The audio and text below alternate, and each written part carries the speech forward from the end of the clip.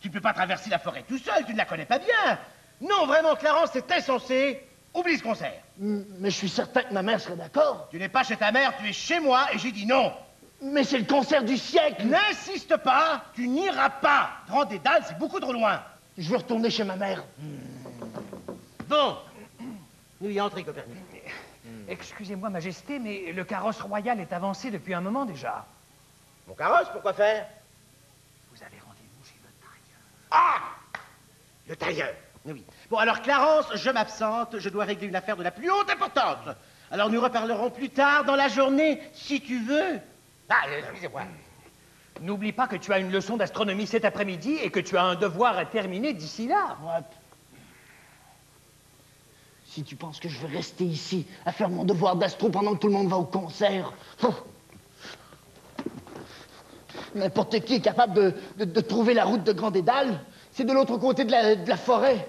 On va tout droit vers le sud, c'est tout.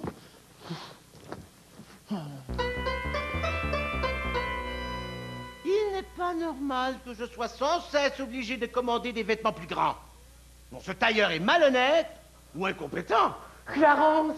Quoi, il est malade? Mais non, il n'est pas dans sa chambre et il a laissé ceci. Ne me cherchez pas, je suis parti à Grand Dédale. Tourne la roulette! Le garnement, il est parti quand même! Il m'a désobéi, il a osé défier mon autorité paternelle et royale! Majesté, rien ne sert de vous mettre dans un tel état. Mais je me calme, je suis calme.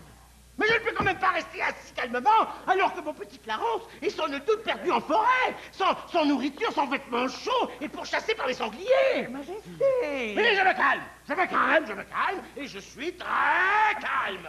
Si Clarence marche vers le sud depuis ce matin, il est effectivement, à l'heure actuelle, dans une région où abondent les sangliers. Mais toi, la roulette, on ne peut pas le laisser là. Il faut envoyer quelqu'un organiser une battue.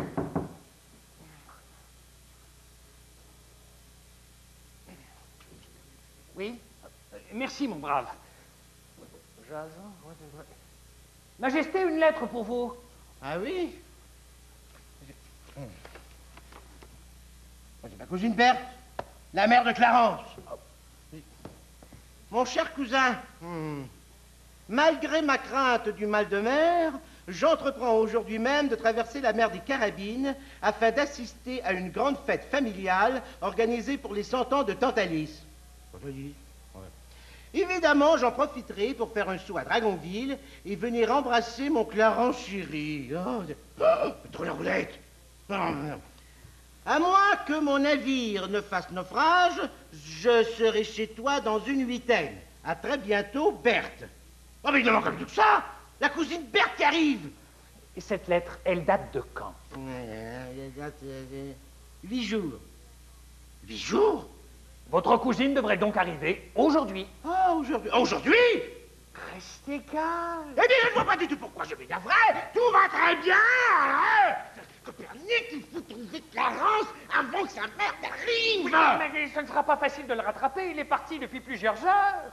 Mais qu'on prenne des bottes de 7 nœuds, n'importe quoi, mais qu'on le trouve. Je sais.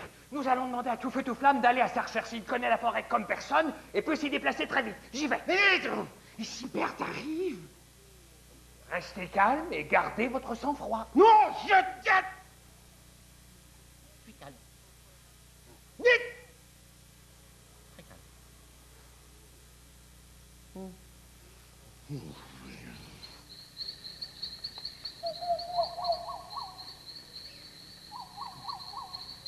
Est, ouest, nord, sud. Donc je devrais continuer par là. Mais tu me dis que l'est est de ce côté. Où le soleil s'est-il levé ce matin? D'ailleurs, où est-il ce fichu soleil? Le ciel est tout gris et les arbres sont trop hauts. Copernic m'a montré à m'orienter selon la position du soleil, mais il ne m'a pas dit ce qu'il fallait faire quand les nuages cachent le soleil.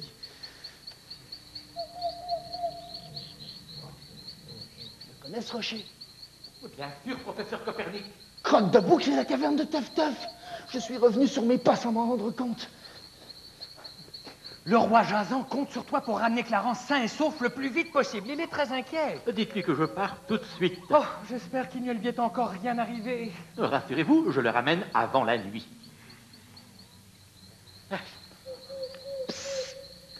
Clarence? Chut. Je ne pensais pas te retrouver si vite. Oh, c'est Jason qui va être content. Non, je ne veux pas retourner au château. Mais ta mère vient te voir. Maman? Maman s'en vient? Oh non, je ne peux pas rater le concert du siècle. Mais j'ai promis au professeur Copernic de te ramener. Qui est ton meilleur ami? Moi ou Cop? Mais c'est toi, mais le roi est terriblement inquiet. Il n'a aucune raison de s'inquiéter. Je suis ici, avec toi. C'est vrai. Teuf, Teuf, il faut que tu me conduises à Grand Dédale. Mais c'est loin, Grand Dédale. Je t'en prie, il va y avoir un concert bouillant, un spectacle énorme. Tu ne veux quand même pas le rater. Non, mais allons prévenir Jason d'abord. Laisse faire Jason. Si tu m'accompagnes, il est d'accord, c'est certain. Alors, c'est de quel côté? Par là, au sud. Oh, je ne sais plus quoi faire, moi. Jason me demande de ramener Clarence au château, et Clarence me demande de le conduire à Grand Dédale. Oh, j'ai mal à la tête. Alors, tu viens? Je ne sais pas. Tu ne te sens pas délaissé ces temps-ci, Teuf Teuf? Tu n'as pas remarqué que tout le monde était parti en voyage, sauf nous? C'est vrai que Noémie est partie sans moi dans son vaisseau spatial. Cybèle est chez une amie, Dutendre est en cure de santé, et nous végétons à Dragonville comme deux poireaux. Tu ne penses pas qu'un petit voyage nous ferait du bien? Il faudrait prendre des provisions pour la route. Ah, pas besoin. Mais enfin, on ne peut pas se rendre à Grand Dédale sans manger, c'est trop loin.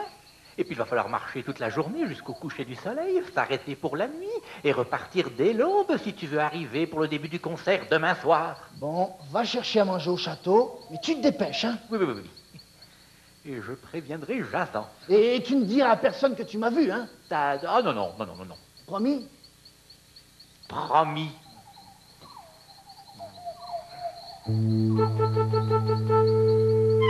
Mais que fait le professeur Copernic? Pourquoi ne revient-il pas? Enfin, le voilà! Mais pourquoi frappe-t-il avant d'entrer? Oh! Mais si c'est Berthe! Trop la roulette! Je n'ai pas encore eu le temps de penser à ce que je vais lui dire pour expliquer l'absence de Clarence! Il y a quelqu'un? Berthe! Déjà? Jason! Mon cher cousin! Mouah, mouah. Toujours aussi rondouillard! Félicitations! Merci, merci. Et toi, comment vas-tu? Oh, j'ai atrocement souffert du mal de mer, mais enfin, n'en parlons plus. Maintenant que j'ai les deux pieds sur terre, je veux embrasser mon fils. Quel fils? Mon fils Clarence. Mais il n'est pas ici? Me serais-je trompé d'endroit? Tu es bien mon cousin Jason? Oui, Et moi, je suis Berthe, n'est-ce pas? je crois que oui. Mais qui est mon fils? Je veux dire, où est-il? Il arrive, ne t'en fais pas, il sera ici d'un instant à l'autre. Mais parle-moi donc de tante Alice. Comment va-t-elle? Tu la connais? Pourtant, elle est de la famille du côté de mon père, dont le fils est remarié avec la belle-sœur du mari de la nièce. Mais quand as-tu rencontré Alice? Jamais. Je m'informais de sa santé, c'est tout. Et Clarence, comment est-il? Comment est sa santé? Oh, excellente. Ah, j'ai tellement hâte de le voir à loin, sa rencontre. Où m'as-tu dit qu'il était? Vois-tu, c'est que il ne t'attendait pas si tôt, alors il est allé. Prendre un bain. C'est ça, il est allé prendre un bain. Il accepte maintenant de se laver. Oh, comme je suis ravie. À la maison, c'était toute une histoire. Il parlait de faire une fugue chaque fois que je lui demandais de se débarbouiller. Ah oui. Et j'en conclus que tu as la bonne manière de t'y prendre avec lui. J'ai bien fait de te le confier. Et ce qu'il a appris, la bonne manière et les politesses. Si, bien sûr. Oh, et comment est-il?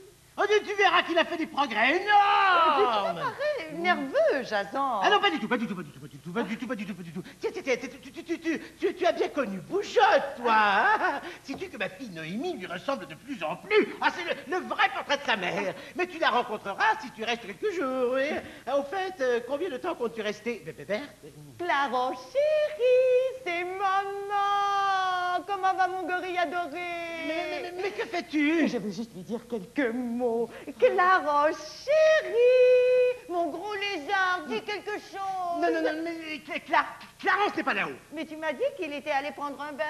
Oui, ah si, bien sûr, oui, trop la roulette. Mais il est allé prendre un bain dans le grand lac d'argent. Ah bon, fallait le dire plus tôt, allons-y. Mais non, oh. De quel côté, le lac? Par là, Berthe, par là, mais nous devrions rentrer, il va y avoir une pluie lourde. Une quoi? Une pluie lourde, viens, Berthe. Mais qu'est-ce que c'est qu'une pluie lourde? Ah!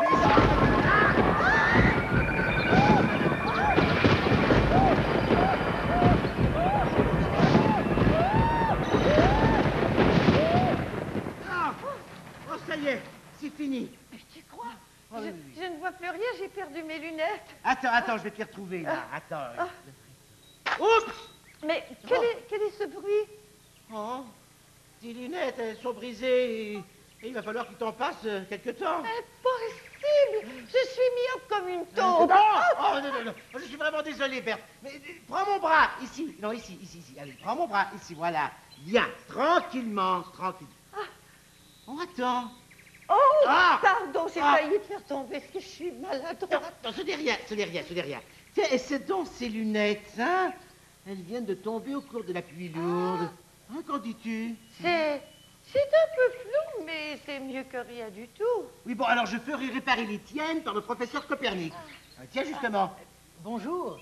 Clarence, chérie, mon scorpion adoré. Excusez-moi, madame, mais je crois que vous faites erreur. Clarence! Voilà enfin ta mère! Toi qui avais hâte de la revoir!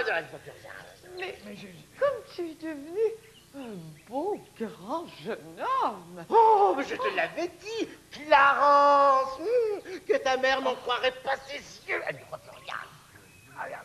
Bonjour, maman. Quelle bonne idée d'être venue me voir. Ça me fait plaisir énorme. Mon Carapaud, tu vas me raconter ce que tu fais de toutes tes journées ici. Mais oui, Clarence! Parle-lui de tes études! Roi Jason, je n'ai pas encore trouvé Clarence, mais ça me ferait tarder. Mais tu vois qu'il n'est plus nécessaire de le chercher, Clarence est ici! Hein? Et où est-il? Mais là! Alors, comment t'entends-tu avec tes petites cousines?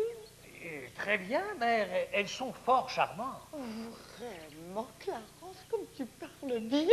Si je ne t'entendais pas de mes propres oreilles, je ne le croirais pas. Mais ce n'est pas Clarence. Mais voyons, toute flamme, tu connais Clarence, hein?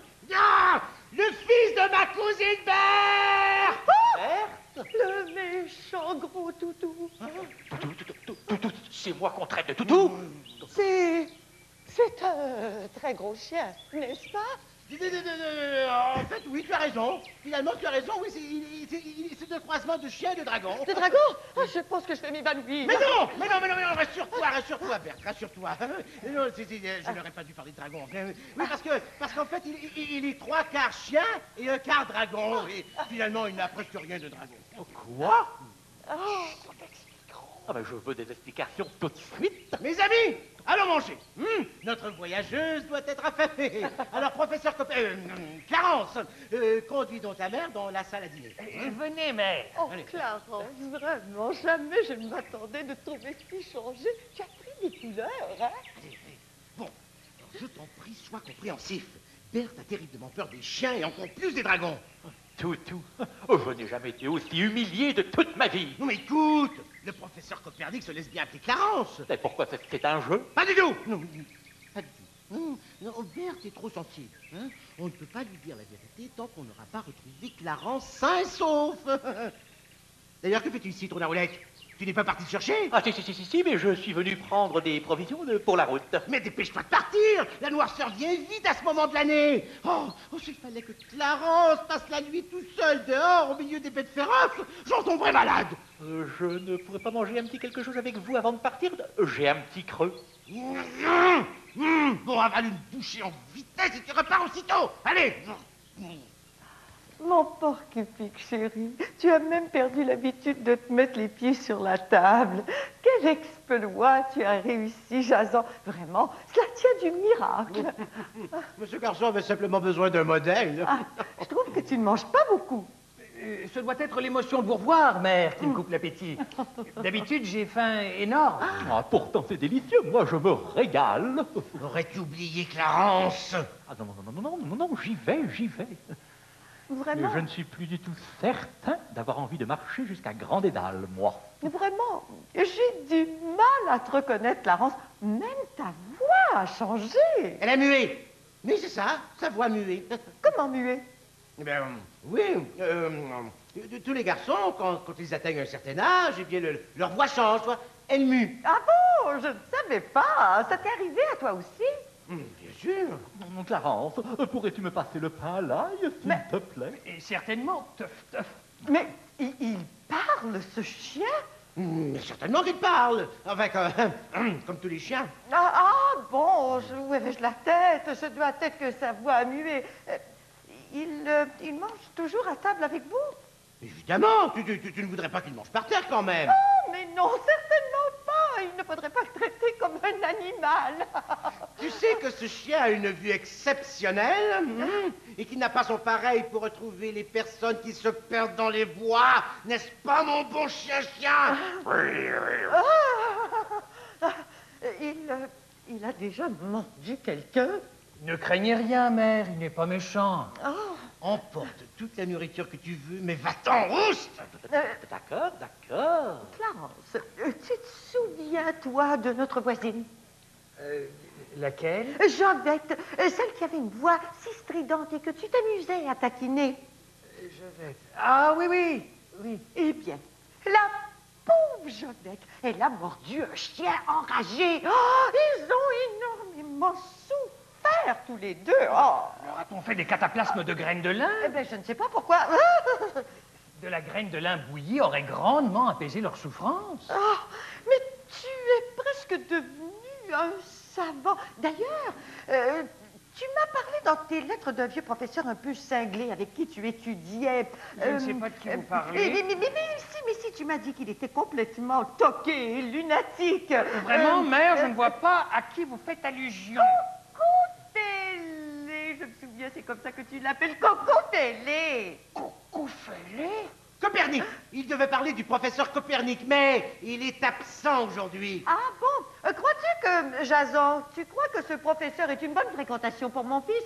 Tu ferais mieux d'aller chercher Clarence afin que cesse ce petit jeu stupide. Mais le roi a dit que je pouvais Mais ce prendre... n'est pas le roi qui se fait insulter ici, c'est moi. Je ne supporterai pas longtemps cette situation absurde. Donnez-moi les meringues et je pars.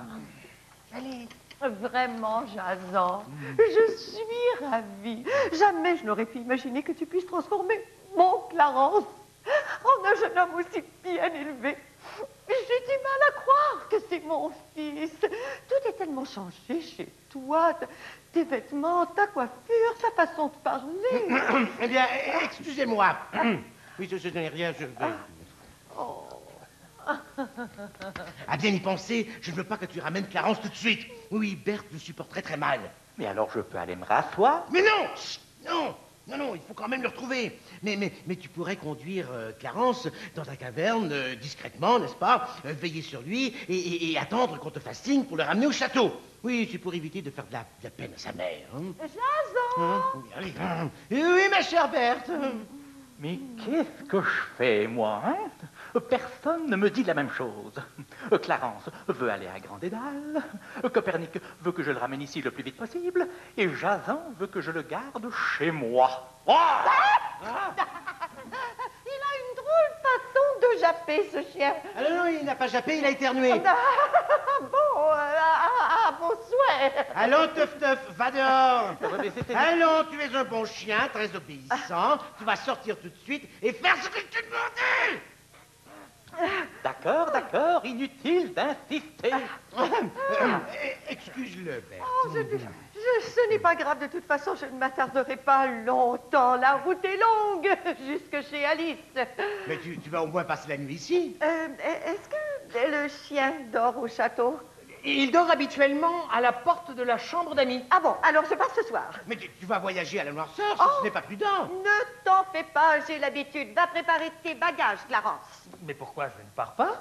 Mais oui, tu viens avec moi chez Tante Alice. Je suis tellement fière de toi que je vais te présenter à toute la famille. D'abord à Tante Lucille, à Oncle Georges, à Cousin Bavard, à Tante Jeanne même. Clarence ne peut pas t'accompagner, c'est impossible. Mais pourquoi donc? Parce que... Je préfère rester ici pour étudier. Oh, mais tu ne peux pas tout le temps travailler. Il faut prendre des vacances de temps en temps, n'est-ce pas qu'il mérite des vacances, Jason? Bien, à vrai dire... Majesté, j'en ai assez, je m'en vais réparer ses lunettes. Alors ça y est, c'est décidé, tu vas faire tes bagages? Non, Oh, pourquoi? parce que les réunions de vieilles tantes, ça me fait suer énorme. Clarence! Non, ce n'est rien, Berthe. Ce n'est rien. Mais non, il est prêt. Fais ci, fais ça, ne fais pas ci, ne fais pas ça, refais ci, refais ça. Oh, décidez-vous, hein. Je ramène Clarence ou je ne le ramène pas. La seule chose dont je suis sûr, c'est que nous ne pouvons pas partir pour Grand Dédale en pleine nuit. Tu m'as laissé tomber, t'as des cailles. Clarence, mais qu'est-ce que tu fais ici? J'avais faim énorme, imagine. Et puis j'avais pas envie de moisir toute la nuit tout seul dans une caverne puante. Oh, ma caverne ne pue pas, et justement, je venais de te rejoindre. Mais pour Grand Dédale, il est un peu tard. Ouais, tu as fait exprès de traîner tes grosses pattes assez longtemps pour qu'on ne puisse plus partir. Oh, mais ce n'est pas de ma faute. Moi qui croyais que tu étais mon meilleur ami. Mais je suis ton ami. De toute façon, je rentre. Ah, mais tu ne peux pas faire ça. J'ai le droit de voir ma mère, non? Ah, mais non, c'est parce que le roi m'a demandé de... Le roi, je m'en fiche. De toute façon, il sera bientôt débarrassé de moi, parce que je repars avec ma mère. Mais Clarence, mais tu ne peux... Mais Clarence... Aïe, aïe, aïe, aïe, aïe, Clarence! Oh, cette chambre me rappelle l'époque où Clarence vivait à la maison. Ah, que de bons souvenirs. Oh, toutes ces engueulades pour lui faire ranger sa chambre. Ah, Maman! Mais, êtes-vous? C'est moi, Clarence! Ne me touchez pas! Pas besoin de t'énerver. Comme vous êtes grossier, jeune homme! Dis donc, es-tu tombé sur la tête? Tu ne reconnais plus ton fils? Je n'ai qu'un fils, et c'est un jeune homme fort bien élevé. Ah, le voilà. Enfin, ce n'est pas trop tôt. Ce garçon m'importune. C'est un ami. Ma mère délire, Cop. Elle ne me reconnaît pas. Je vous rapporte justement vos lunettes réparées, Madame Berthe. Essayez-les, vous verrez beaucoup mieux. Je t'en prie, Clarence. Tu peux m'appeler maman. Ne sois pas gênée. Enlève donc ça, vous c'est ai dit de affreux. pas- Clarence, où es-tu? Clarence. Mettez celle-ci. Mais, voyons. Clarence? Tu me reconnais maintenant, maman? Oui, mais je t'aimais mieux avec les autres lunettes. Nous n'avons pas été présentés, Madame. Professeur Copernic, je vous présente ma mère. Maman, c'est Cop. Enchantée, monsieur. Tout le plaisir est pour moi, Madame. J'ai l'impression que nous nous sommes déjà rencontrés. Oh, et c'est sans doute parce que Clarence m'a décrit avec une grande exactitude dans ses lettres. Ah oui, c'est sûrement ça. Maman, j'ai décidé de rentrer à la maison avec toi. Bien, je savais que tu ne pourrais pas résister à la tentation. Allons, va vite te préparer.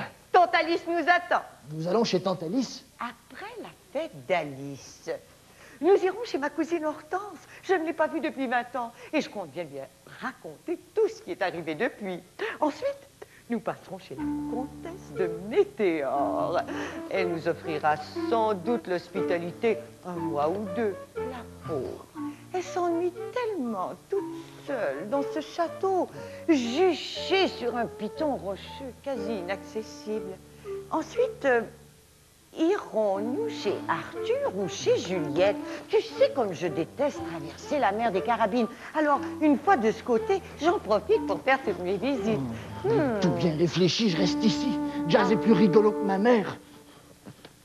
Arthur ou Juliette? Tourne la roulette, je suis content que tu l'aies retrouvé. Oh, Mais je n'ai pas été capable de l'empêcher d'entrer. Je m'excuse. Il voulait absolument voir sa mère. et il l'a vu. Oui, et Berthe a enfin vu son fils tel qu'il est, parce que j'ai réparé ses lunettes. Tourne la roulette. Tiens, mais c'est Clarence, content de te voir, mon garçon. Écoute, Jazz, j'ai désobéi. J'ai eu tort de m'enfuir dans la forêt. Je sais que tu t'es fait du mauvais sang pour moi. Mais je promets de ne plus faire de fugue. De ne plus jamais sortir sans ta permission. De faire mes devoirs.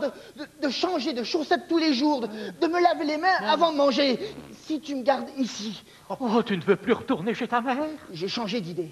Ta mère avait tellement hâte de te présenter à toutes ces vieilles tantes. Clarence, chérie. Je t'en prie, Jazz. Je ne suis pas certain d'avoir envie de te garder, moi. Je me suis fait énormément de soucis à ton sujet. Clarence. Je n'étais pas loin du tout. Mais moi, je l'ignorais et je vivais des angoisses terribles. Te voilà, Clarence. Tu fais tes adieux à Jason? Ma chère cousine, bien que je sois fort satisfait des progrès réalisés par Clarence depuis qu'il est sous ma responsabilité, j'aurais aimé parfaire son éducation avant que tu le présentes au reste de la famille.